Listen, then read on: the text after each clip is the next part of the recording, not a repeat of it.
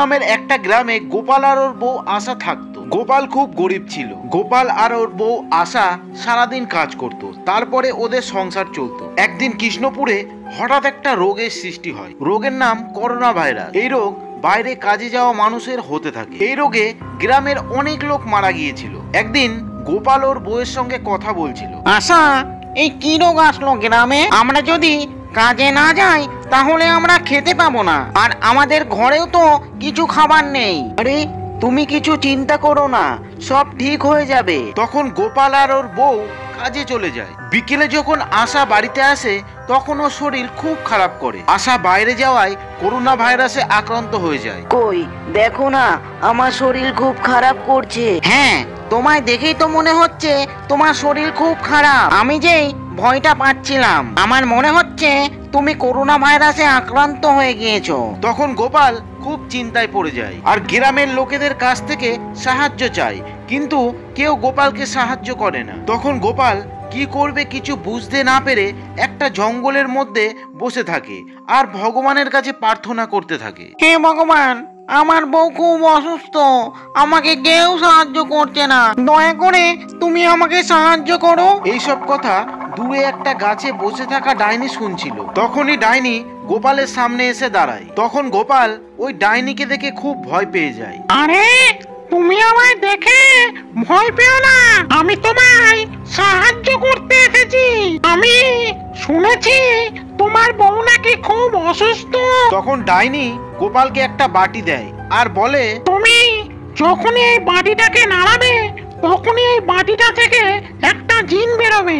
ওকে তুমি তোমার সব সমস্যার কথা বলবে, ও তোমার সব সমস্যা ঠিক করে দেবে। ডাইনি গোপালকে ওই বাটিটা দিয়ে অদৃশ্য হয়ে যায়। তখন গোপাল ওই বাটিটা নিয়ে বাড়ি চলে আসে। গোপাল বাড়ি এসে বাটিটা নাড়াতে থাকে। তখনই ওই বাটি থেকে একটা জিন বেরিয়ে আসে।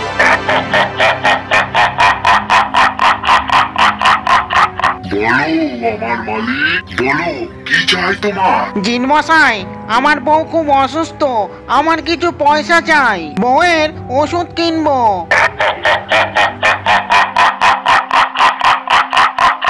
কোনো অসুবিধা নেই, এই নাও পয়সা।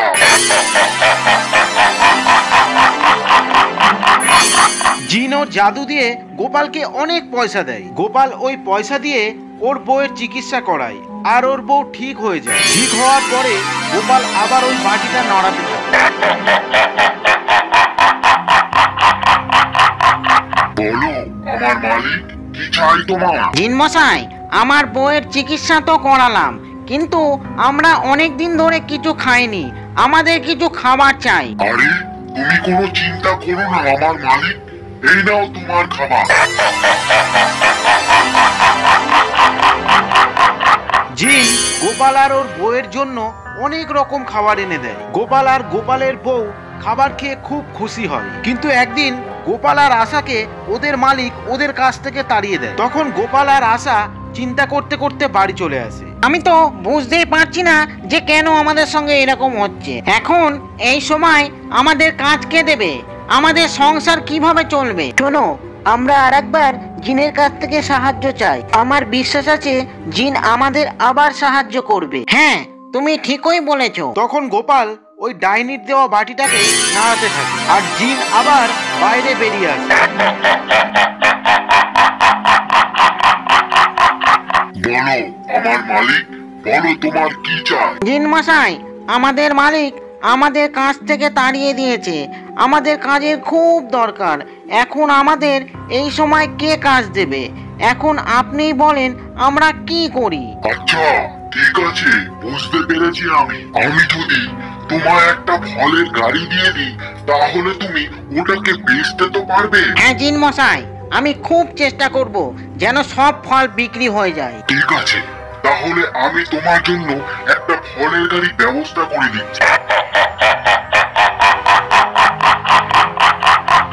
জিন তখন তার জাদু দিয়ে গোপালকে একটা ফলের গাড়ি দেয়। তখন গোপাল ফলের গাড়ি দেখে খুব খুশি হয়। মা জিন মশাই, আপনি তো আমার সমস্যার সমাধান করে দিয়েছেন। আমি এখনই যাচ্ছি গ্রামে আর সবাইকে এই ফল বেচে দিয়ে আসছি। তখন গোপাল ফলের গাড়ি নিয়ে ফল বেচতে চলে যায়। ফল নিয়ে যাও, ফল, তাজা তাজা ফল আছে, আপেল, লেবু, কলা, ফল নিয়ে যাও, ফল। গোপালের আওয়াজ শুনে কিছু মহিলা গোপালের কাছে আসে। দাদা, আপেল কত করে? 30 টাকা কিলো দিদি। আরে কি ব্যাপার দাদা, এত সস্তা ফল?